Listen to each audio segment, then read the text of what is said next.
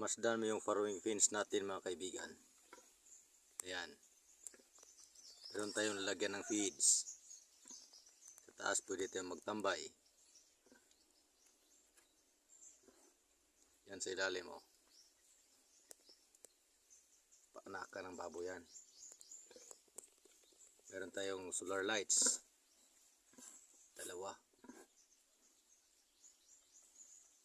Pwede rin natin yung gawing tulugan. Ayan o. Yan ang gwapong host. Tingnan nyo, tambayan natin yan.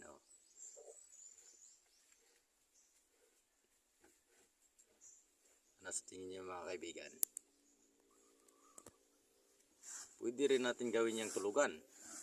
Ano lang natin yung kahoy. Adjust. Saka ilagay natin yung improvise na sahig. Yan, kita. Napakadali. Kumbo yan. Farrowing combo pin.